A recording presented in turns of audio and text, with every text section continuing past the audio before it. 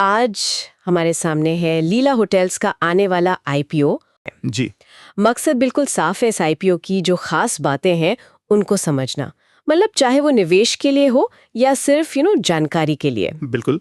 और देखिए, लीला होटल्स भारत के लग्जरी होटल स्पेस में एक बहुत बड़ा नाम है। हाँ, वो तो है। तो वो अब पब्लिक जा रहे हैं।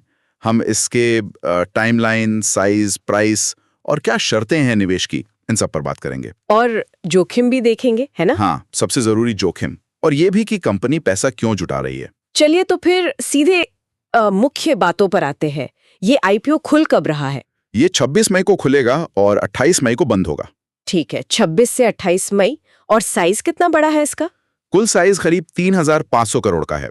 इसमें से 2,500 करोड़ तो नए शेयर जारी करके जुटाए जाएंगे। अच्छा, फ्रेश इशू है 2,500 करोड़ का। जी। और इसके अलावा 1,000 करोड़ का ऑफर फॉर सेल, मतलब ओएफएस भी है। ओके, तो ओएफएस वाला पैसा तो मौजूदा शेयर होल्डर्स को जाएगा, कंपनी को नहीं। बिल्कुल सही, वो पैसा कंपनी के पास नहीं आता। और शेयर अलॉटमेंट की उम्मीद है 29 मई तक। और लिस्टिंग शायद 2 जून के आसपास हो सकती है, बीएसई और एनएसई दोनों पर। ठीक है, अब आते हैं प्राइस पर। क्या प्राइस बैंड रखा गया है? प्राइस बैंड है 413 रुपए से 435 रुपए प्रति शेयर। 413 से 435 रुपए।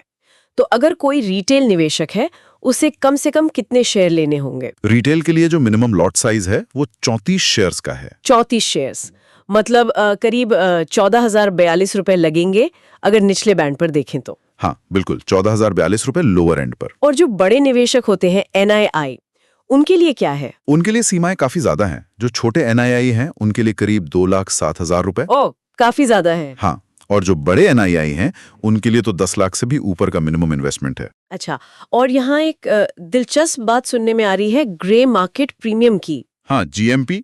आईपीओ खुलने से पहले ही वो ग्रे मार्केट में करीब 17 रुपए का प्रीमियम चल रहा है। 17 रुपए का प्रीमियम? जी। तो अगर ये प्रीमियम बना रहता है तो लिस्टिंग करीब 452 रुपए के आसपास हो सकती है। यानी कि ऊपरी प्राइस बैंड से लगभग 3.91% ऊपर। हाँ, करीब करीब उतना। लेकिन देखिए, ये सिर्फ एक संकेत होता है। सही है, ये तो बदलता रहता है। बिल्कुल, बाजार के मूड पर बहुत कुछ निर्भर करता है। अच्छा, तो ये उत्साह तो है, लेकिन आपने जोखिम की बात की थी। बिल्कुल। वो क्या है? हाँ, जोखिम समझना बहुत जरूरी है। कंपनी ने खुद अपने प्रोस्पेक्टस में कुछ अहम चीजें साफ की हैं। जैसे कि क्या खास चिंताएं हैं इसमें? देखिए, सबसे पहली बात तो है ब्रांड की इमेज। प्रोस्पेक्टस साफ कहता है कि अगर लीला ब्रांड की प्रतिष्ठा में या क्वालिटी में कोई गिरावट आती है तो उसका सीधा बुरा असर बिजनेस पर पड़ेगा। और लग्जरी सेगमेंट में तो ब्रांड ही सब कुछ होता है एक तरह से। बिल्कुल, भरोसा नाम ही चलता है। और फाइनेंशियल्स कैसे हैं? मतलब पैसों के मामले में क्या स्थिति रही है कंपनी की? देखिए, यहाँ तस्वीर थोड़ी चिंताजनक है।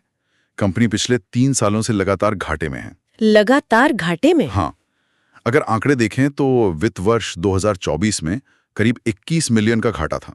ओके। वित्त वर्ष 2023 में ये 616 मिलियन से ज्यादा था। और वित्त वर्ष 2022 में तो वो आंकड़ा बहुत बड़ा था, लगभग 3,200 मिलियन, मतलब करीब 32 करोड़ रुपए का घाटा।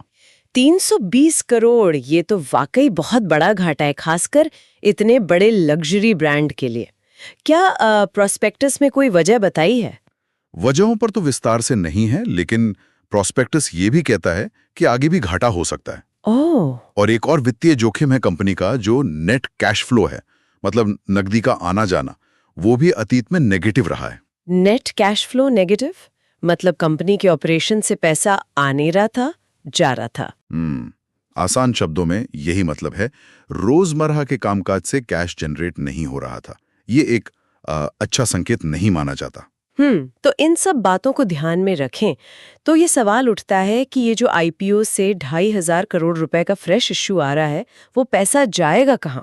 प्रोस्पेक्टस के हिसाब से इस रकम का एक बड़ा हिस्सा कंपनी और उसकी कुछ सब्सिडियरीज हैं, जैसे श्लॉस चाणक्य, श्लॉस चेन्नई, उदयपुर वाली, टीपीआरपीएल, इनका कर्ज चुकाने में इस्तेमाल होगा। अच्छा, मतलब कर्ज कम करना है। जी बिल्कुल। और कुछ पैसा सामान्य कॉर्पोरेट जरूरतों के लिए रखा जाएगा।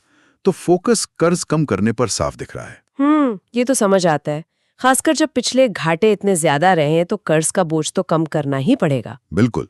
और एक बात और है, इस आईपीओ को मैनेज करने वाले बैंकर्स काफी बड़े नाम हैं। हाँ, कौन कौन है?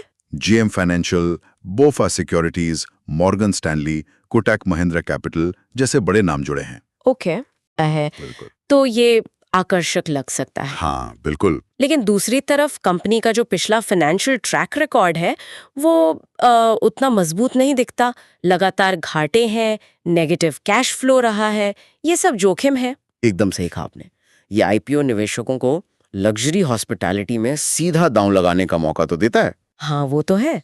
लेकिन कोई भी फैसला लेने से पहले कंपनी की वित्तीय सेहत, उसका कर्ज कितना है, भविष्य की क्या योजनाएं हैं और जो प्रोस्पेक्टस में रिस्क बताए गए हैं, उन सब का बहुत बारीकी से विश्लेषण करना वो बहुत जरूरी है। सही बात है, पूरी जानकारी होनी चाहिए तभी फैसला लेना चाहिए। जी हाँ।